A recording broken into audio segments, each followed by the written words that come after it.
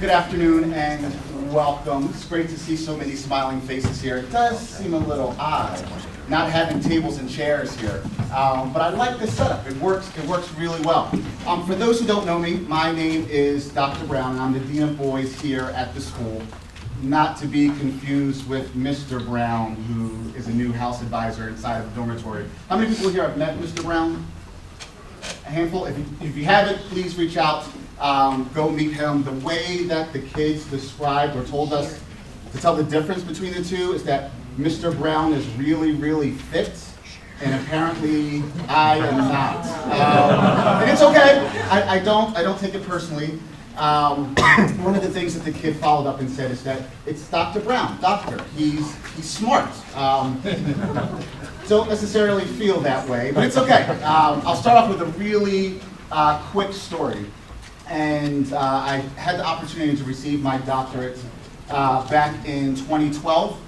And I did my dissertation on connections, right? How people are related to, not necessarily related, but the connections that people have with each other, how that plays out when it comes to career advancement, and really the power of social capital, right? And it kind of connects to what Ms. Seibert, our director of schools, said earlier during convocation, right? The power of that Cranbrook connection, how important that is. Now, I want to talk a little bit more about the connections that you see here, because I see the past at Cranbrook, and it's a pretty beautiful thing. If you're looking up here, people look good after they leave Cranbrook, but they're also extremely successful within their careers. And not only are they connected to Cranbrook, but they're also connected to the city of Detroit. And that's why they're here this week. The city of Detroit is now in its 4th year of putting on the annual Detroit Homecoming event, where they call back expats who went out all across the world to do great things within their fields, whether it's within technology, whether it's in business, whether it's in medicine or government. These are the true change makers that you have sitting right here in front of you. And they made the decision to come back here to speak with you to keep that connection alive. So I see the past, and again, it looks good. I look in front of me and I see the future, right? I know that there are individuals in this room who are creating great programs around VR, or who's doing great work with social justice within the city of Detroit, who's doing great programs within the schools in our area. And I am more than inspired by that. So I hope that as we go throughout today, that not only do you learn from our esteemed panel, but you see the bright future that all of you have in front of you. You have a great opportunity to talk to people who have walked in your shoes, right? Who have sat in these chairs, who have had the opportunity to partake in some of the same great teachers that you've had. I hope that you take advantage of this opportunity and that you welcome our guest here today. Thank you very much.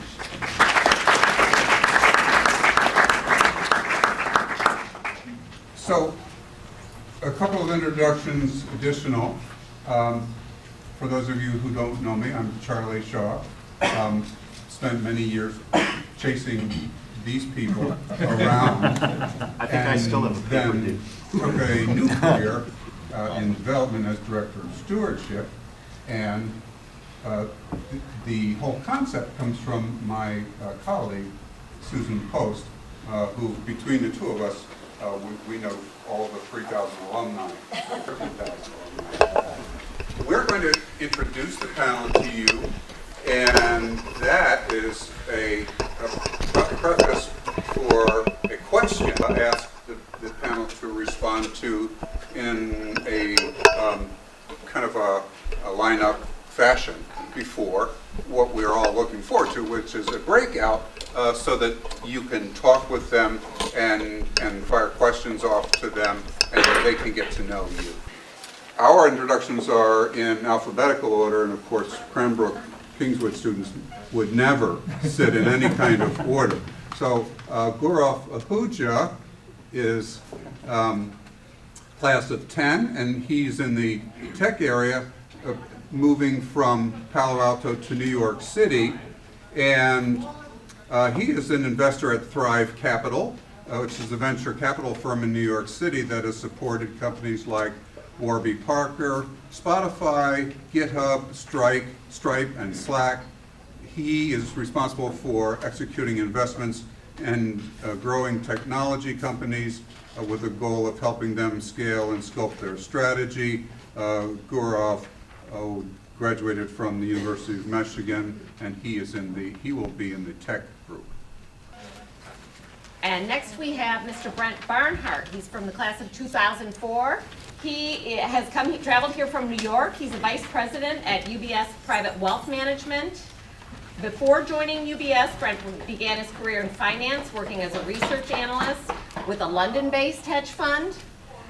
He relocated to New York and became a principal of UBS's True North Partners. He graduated from Boston University with a bachelor's in finance and studied at the London School of Economics. And he's also involved with some charities, Longevity and Ort America. And he'll be in the business and finance breakout, which is going to be in room 108. Chris Bell, class of 94, will be in the creative marketing and consulting classroom. And Chris is a middleman between Oregon's, state of Oregon's noteworthy historic fabric and the demands of intermodal transportation. He has done such things as converting vacant freight buildings into transportation hubs. He rebuilds small towns. He rebuilds historic sites and historic bridges. He also teaches at the University of Oregon graduate program in historic preservation on subjects ranging from inclusive urbanism to deciphering sense of place. And he has an architecture degree from Williams and a master's degree from the University of Oregon. All right, now Mr. Ryan Childress could you raise your hand, Ryan? He's from the class of 1997. He traveled here from Austin, Texas to be at the homecoming.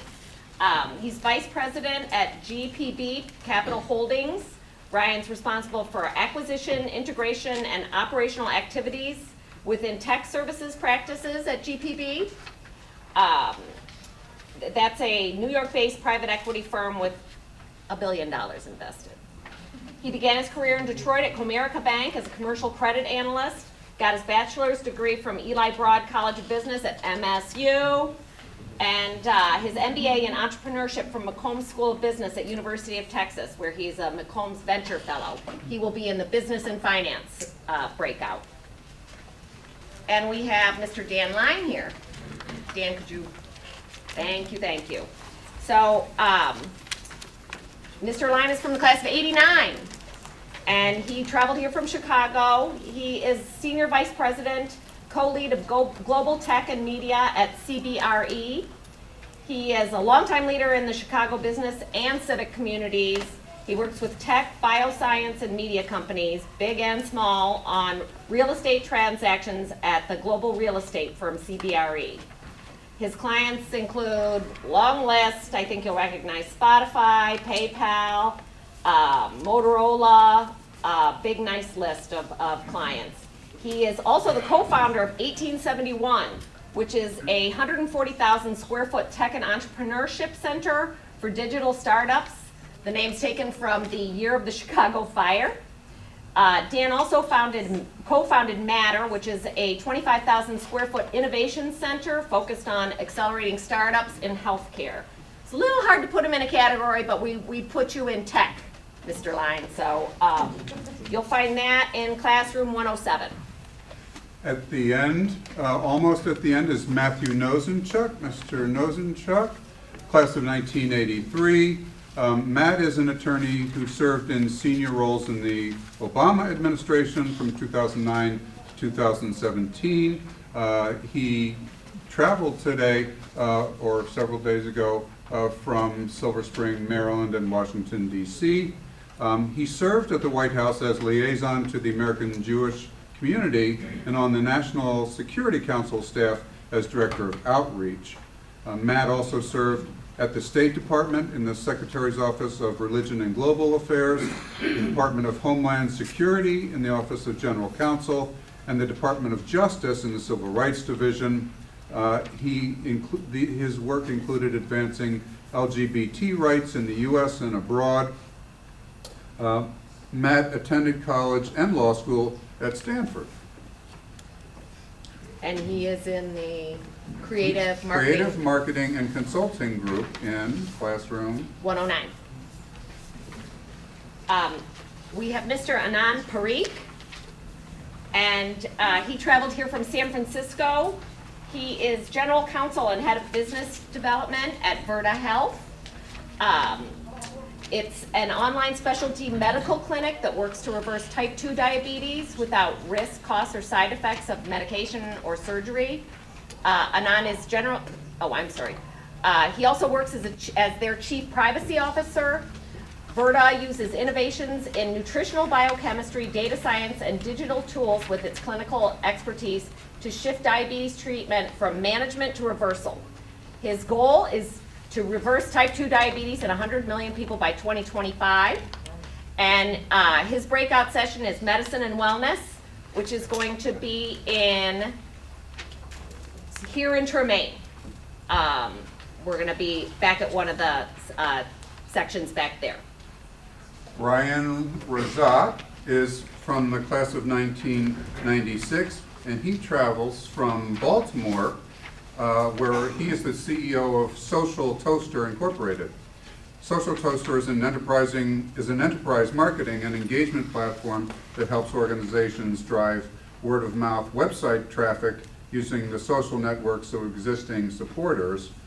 Social Toaster has evolved to become one of the leading solutions in the industry and is used by some of the biggest names in sports, television, film, music, publishing, education, and nonprofit. He helps businesses and organizations grow through technology. Brian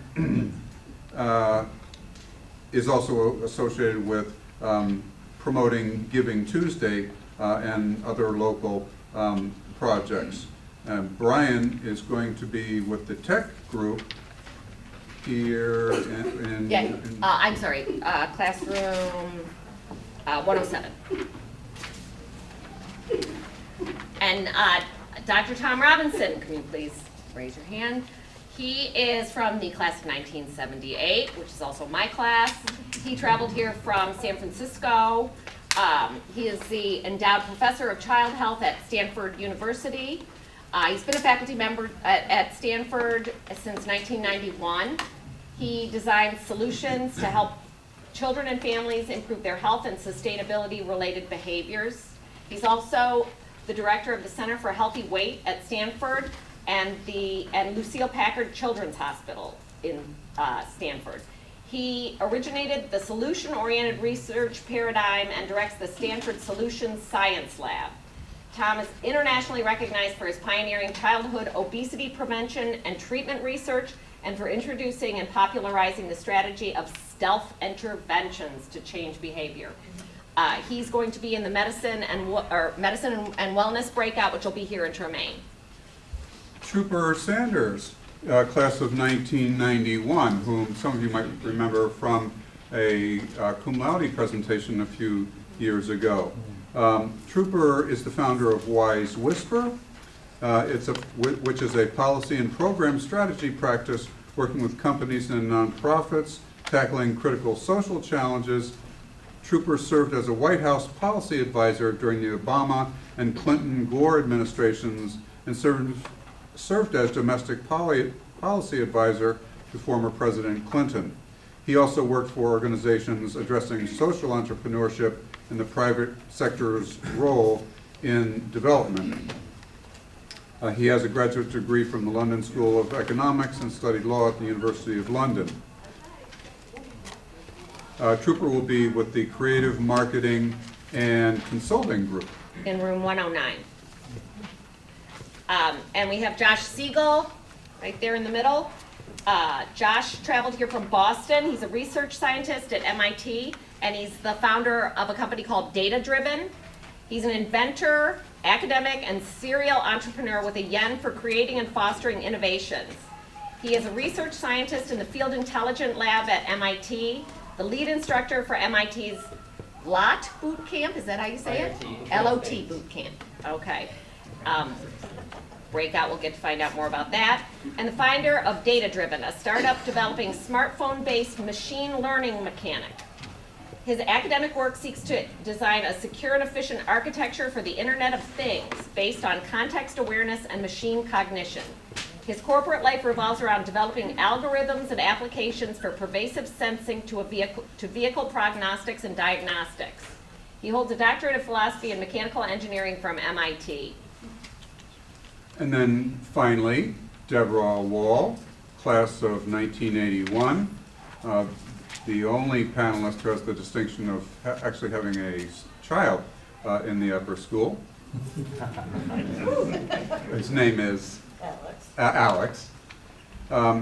Deborah was chief marketing officer at McDonald's Corporation until May of 2017.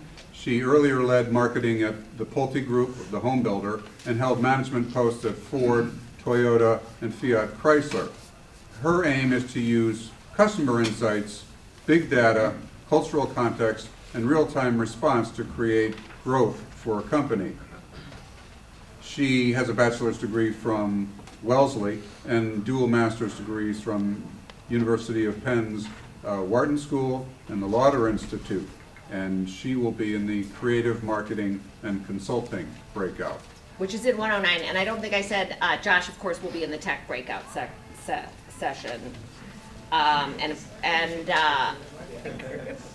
Also, I wanted to say to the women in the audience, there were many more women, we're so happy to have Debbie here, there were many more women who were CK alums who were at the homecoming. So there were some, if anybody's interested, I have one of the homecoming books, and there were probably about, between people on the host committee and working behind the scenes for the homecoming and who were present at the homecoming but had other commitments elsewhere, there were probably about, I'd say 40 or 50 alumni running around at this event. So we were just hugely proud of the presence that our Cranbrook alumni had. The role that they took in this event was enormous, and it was recognized by everyone on the committee. All the people at Cranes were commenting on it. It was really something that we were super proud of. So we want to, Mr. Shaw's going to kick off a little Q&A with these people. We're going to try to move through it really quickly, and we apologize in advance for stepping on all your answers, but we want to get to breakout sessions with these people. And can we get a round of applause for all of our panelists?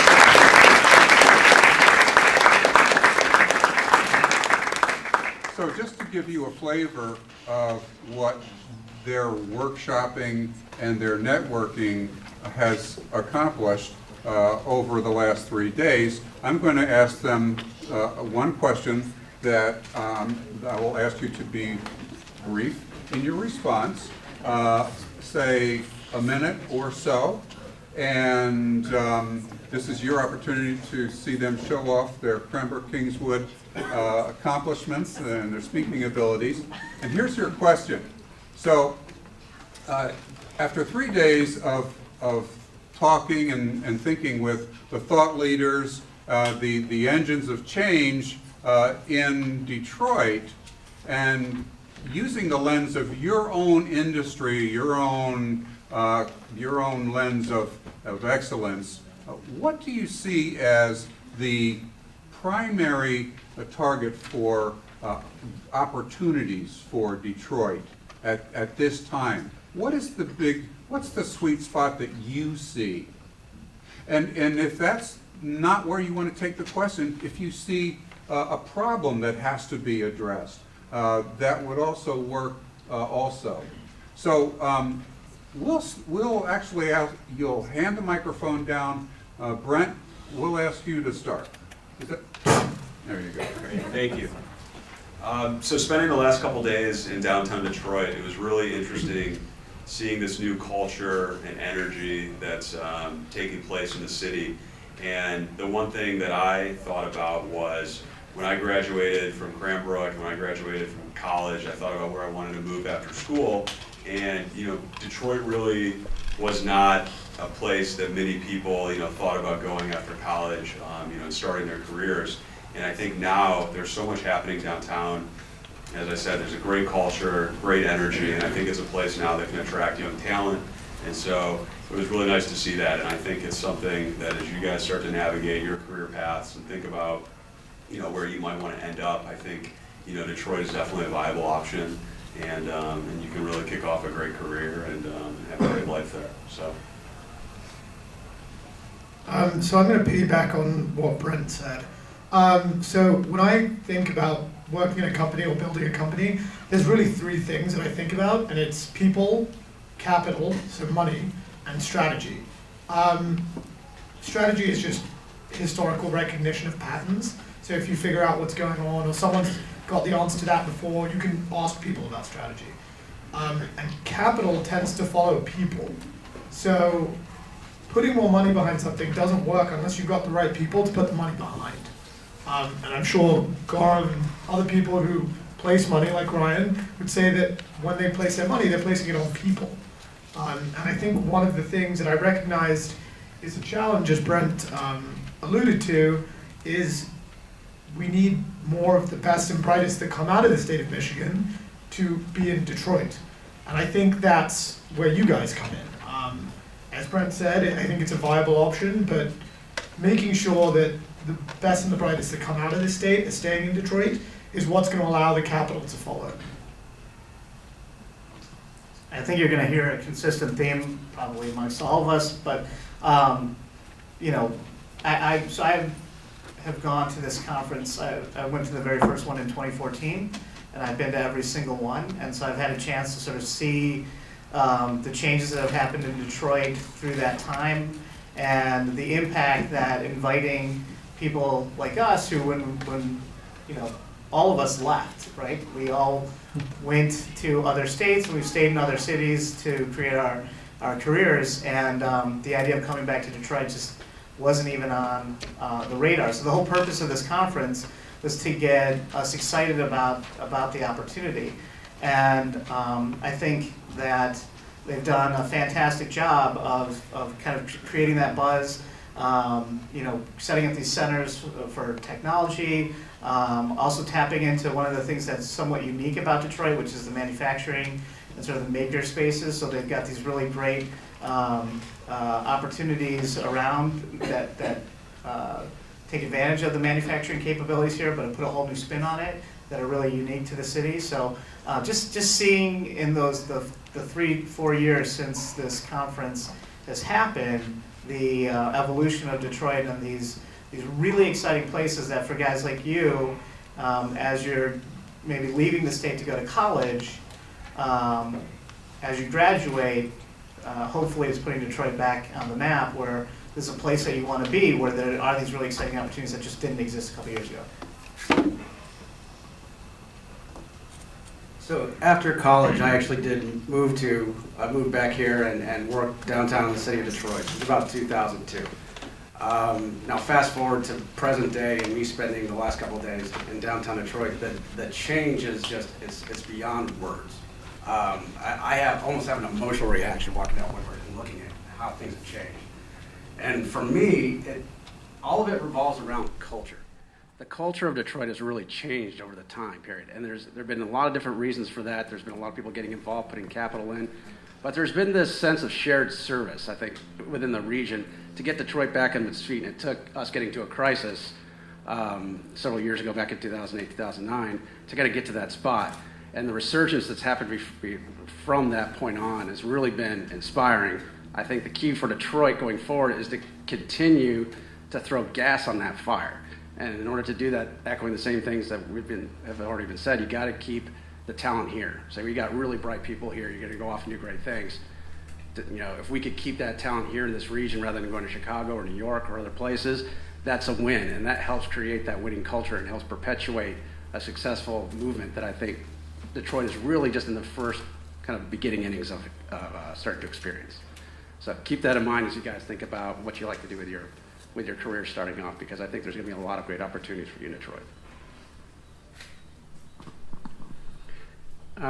I'll change tone a little bit and go to what I think is a missed opportunity that I observed. And I think for me, I think there's been a tremendous amount of investment being put into economic development and taking a business approach to trying to bring Detroit back. But I didn't see as much of an emphasis on focusing on young children and families. And that may not surprise you as a pediatrician, that's what I focus on. But I think the future of the city is going to depend on how well the city is developed for young children. And we heard a little bit about what's going on in schools, but we also heard the mayor say that that was really not part of his job, dealing with the schools, which I was sort of surprised with. And it isn't under his job description to run the schools. That's run separately by the school board and the superintendent. But still, the mayor should be their number one priority from my perspective. I think to build a successful long-term growth, you have to place children first in any policy decision. So anytime they decide to do anything new in Detroit, any new initiative should first pass the test of, is this going to be good for children? Is this going to be good for young families? And so that's something that I thought needed to be emphasized more. Thank you. I'm going to approach it from the brand and marketing point of view, because I think any big venture, you have to start out with a vision and certainly the big goal that can motivate and inspire people, because despite all the technicalities, there are so many complex areas that need to be touched that you need that overall motivating goal. So if any of you go on YouTube and watch Mike Duggan's Mackinac Island policy speech, which I advise everyone in this room to do, so you learn a lot about the city and go, he sets his vision as one Detroit for all of us, which to me was the whole reason that I wanted to come to Detroit Homecoming, because I think that is the most important type of vision for the country, and that Detroit can be a true leader if we can really show that we can make this work and go on with it. Now, I think it's going to need a lot more discussion points from everyone, because we need to now show the reason for being. One Detroit for all of us is a good start, but it's not where it ends, so lots more work to do, but I like the idea of a big goal. Thank you. So I like to think about things in terms of frameworks, and one of my favorite frameworks is SWOT. You look at strengths, weaknesses, opportunities, and threats. And we've talked a lot about opportunities here. We've talked a lot about strengths. We've touched on some threats and some weaknesses. From a technology perspective and a people perspective, I think that a real threat, a real challenge that we have to contend with is trust. And whether it's people coming downtown and saying, we're here to help you, trust us, it's good for you. You know, you have these people and people have been trying to help for years. How do you assure them that this time it's going to be different, that they can believe you? Or if you implement a technology to try and help people, that this is the technology that's going to solve it?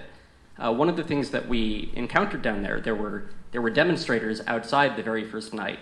And that was a revelation to me. I mean, there are people who see us not as friends, not as allies, not as people who want to try and make things better, but as people who challenge their ways of life, who don't necessarily understand them. And so that was the big takeaway for me.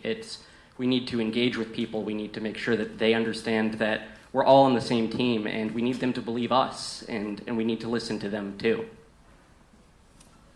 I had two main takeaways, I think, from the conference. Number one, Detroit is huge geographically. It's 168 square miles. It's bigger than San Francisco. One neighborhood's bigger than San Francisco. It's bigger than Manhattan for a significantly lower amount of population. And I think for a while there's been a focus on it, improving the outside neighborhoods. That can't happen, I think, until there's a natural saturation on inner downtown, midtown, Corktown, Eastern Village that can actually, Eastern Market, excuse me, New York words, that people can actually be naturally incentivized to want to go for cheaper rents, for opening up new businesses, for creating a culture in other parts of the city. That's something that you've seen in urban development in other areas that I hope to see Detroit do very soon and is already on progress to doing. I think the second thing I came away with was that for a while, for the last several years, whenever we've looked at a company, whenever I've heard about a startup in Detroit, there's always this brand, and it's a great brand. It's a Detroit hustle, of Detroit versus everybody, Detroit grind. And I think it's a fantastic brand when you have something working already. It gives you a leg up on maybe the competition or the way someone else looks at you. But when you don't have a successful company, a successful hub to base that brand off of, it almost seems like a charity case. And so when I hear colleagues who don't have the same Detroit affiliation I do, they look at companies, tech companies, sort of pitching from Detroit as, oh, I'd be doing it to help. And I don't think that has to be the case. I think it's strictly a way to view the problem. And so it really just takes one company, guys, one thing to blow up to create the wealth to create the knowledge, to create more startups and that ecosystem going here in Detroit. And no doubt that that one big company can come from you all. Since I don't know that I'll ever get this microphone in my hand again, I just wanted to say thank you, Mr. Shaw, Mr. Lamb, Sue Post, and all the great teachers and faculty here who we all had such great experiences with, because it's a big deal. Which leads me to my challenge that I saw, which kind of echo the comment about education.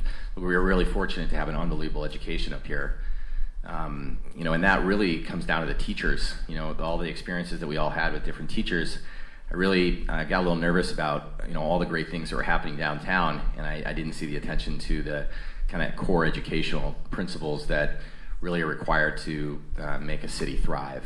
What it does fundamentally, if you don't have that in place, you get to a point where people want to have families, want to raise their families in cities, and they can't because there's no education system for them to access, and so they leave, and so they come to the suburbs. So that's a big challenge, right? From an opportunities perspective, it hit a real low point. I just spent the last 8 days in Israel with our mayor. I live in Chicago, and it was a real eye-opener for two reasons. One, it was very scrappy. They've built a technology and innovation ecosystem that is probably unrivaled in the world. It's unbelievable, but they've had some real challenges, and I think that there is they use chutzpah really very freely over there, but it's really it's very scrappy, and I think that that's an opportunity right now because Detroit just feels really scrappy, and it feels like it can rise up from a very challenging situation. I think the other opportunity, and I know I got 14 seconds left. The other opportunity is that when I was here, Detroit was super segregated. It was terrible, and that is a terrible thing for a city. What I'm seeing and what I felt was a lot more inclusivity. I still think that there's a tremendous amount of challenges on that front, but with inclusivity comes new ideas, and with new ideas comes innovation, comes startups, come new companies, and that is a big deal. That is part of literally the primordial stew of making a great city even better. So, I spend a lot of my sort of day job working with very passionate, energetic people to take what they have in organizations and taking what they have and trying to get where they want to go in terms of solving challenges or seizing a particular market. And I think what's exciting about Detroit is if you're a person of energy and vigor, there's infinite opportunities to do something and dig into something and try to make something work, be it business opportunities or on the social side, untangling education and health disparities, et cetera. I think the challenge is always how do you take that energy and develop the strategy, but then you have to execute, and you have to really challenge yourself to move forward. But I think people are doing it. Thank you, and again, I want to also thank you for the opportunity to be here. And I just was recalling to Mr. Shaw that I sat with him like right in this part of the room with my draft college essay, and he was going over it when I was applying to college, and I guess it worked out for me. But Detroit to me is kind of has always been on the leading edge, right? In the 1950s, it was on the leading edge of America's growth and the development of a society where people had single-family homes and automobiles and good well-paying jobs and the ability to educate their kids in good schools. I mean, there was one big problem, and it was underscored for me when I saw this documentary, 12th and Claremont, just now about the 1967 rebellion, riot, what you call it matters. But that film is composed of reels, of video reels that people took at the time. And what's striking were the side-by-side reels of life in Detroit. And you'd have, a white kid riding their bike in one side of the frame, and in another film, right side-by-side, an African-American kid.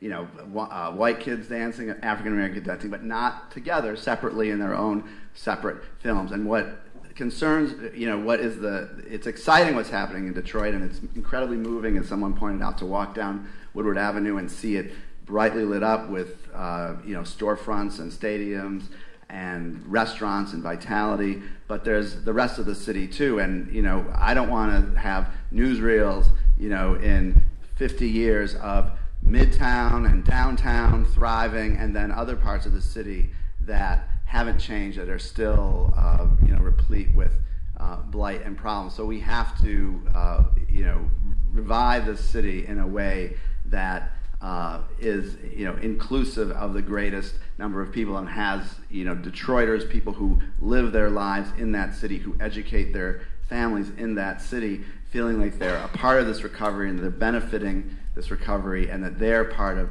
this fabric of this incredibly exciting place that is Detroit. So awesome. Yeah, actually, it's great to be back in this space. I remember cleaning the blackboards just a few doors down, which you probably still have blackboards. But this was an incredible last 3 days, and I think everyone here reflects that very well in terms of what they learned and what they gained. I come at it from a building perspective to a certain degree, and I will say my mom is actually in the audience there, and she really dragged me down when I was your age to Detroit, and I saw a very different city. I saw a very different place, but I was inspired by what I was seeing, which was a lot of decay and dilapidation, and being in a place like Cranbrook, which I hope you guys appreciate or try to appreciate as you start to leave here, in terms of the design and the influence that this place can have on you in terms of your understanding of place and your sense of beauty, because there's really no place like it that you'll ever find in your life. So with that, I came back to Detroit and saw, as a lot of it said, the sort of the 7.2, which they talk about, which is really the Midtown downtown. And there's buildings that have come back to life that I think so many had written off. The Guardian building, for example, is one of the most extremely impressive buildings you'll see in any city in the world, really.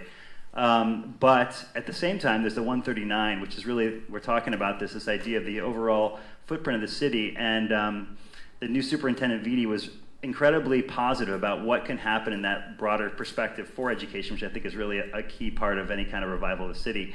I think there's also the aspects of the neighborhoods from an architectural standpoint, and we actually went out to one neighborhood where they're doing this project with Life Remodeled, and I'd love to see Cranbrook, if they have the opportunity for the students to go and actually see some of the projects going on, especially with Life Remodeled, because they're really taking an old school and converting it into a place that now has germane relevance to a community, brings the community in, and I think that's the kind of experiential learning I think you guys would be great at. So we'll end there.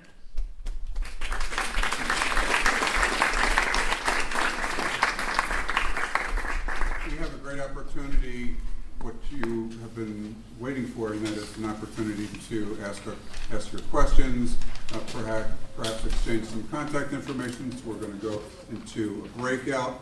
In room 107 is our tech group, and where's one of our hosts for tech is right there. So you know what group you are in. Tech is in 107.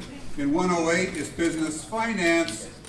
109 is creative marketing and consulting. And here in Tremaine is medicine and wellness.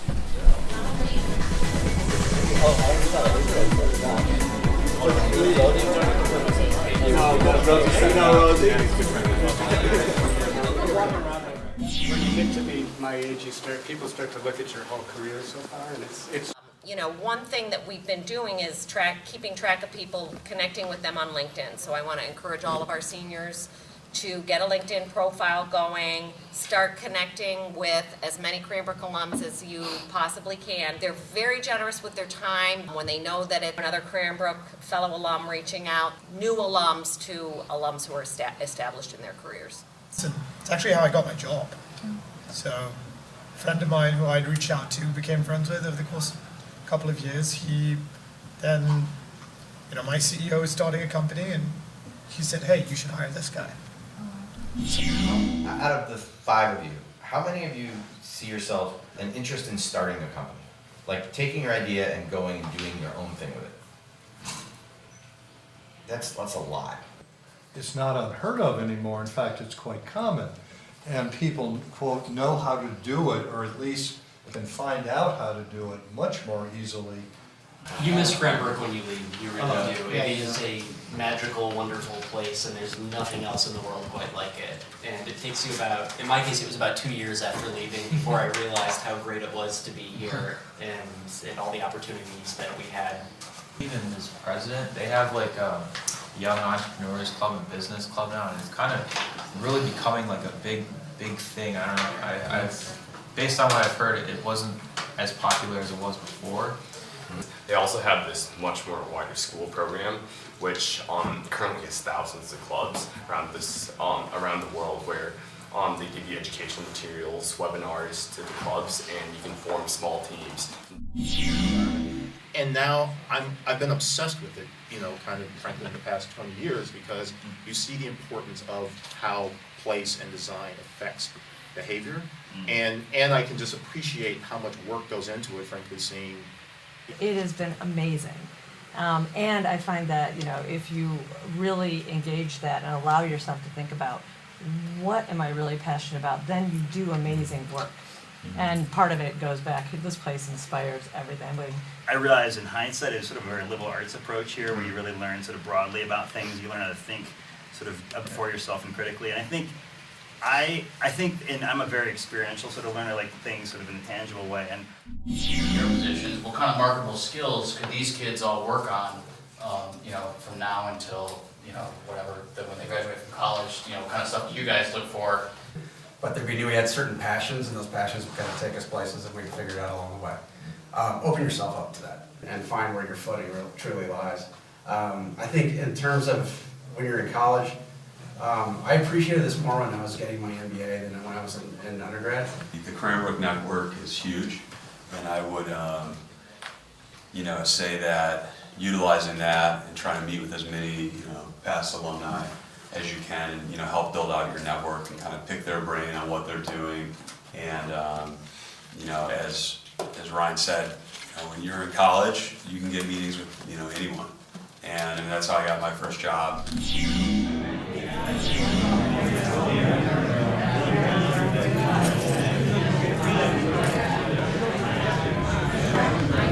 it is, a Friday afternoon, and I see this large group of people who are really learning from one another. And if there's anything special about the school, this has to be this. I first want to thank all our alums who were so generous in being able to spend time with our students, who I know they appreciate your efforts, right? So let's say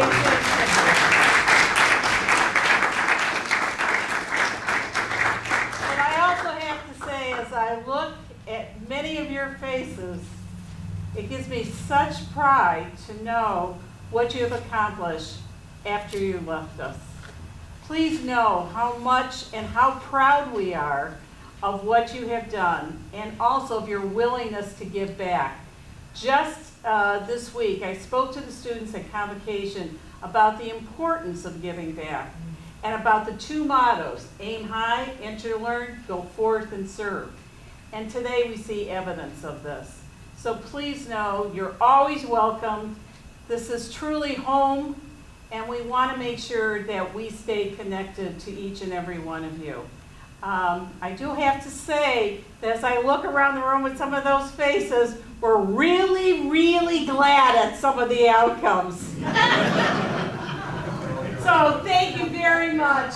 And a number of us will be shortly leaving. If you have time left on your schedule yet, we're going to a football game at Divine Child. So again, thank you and welcome.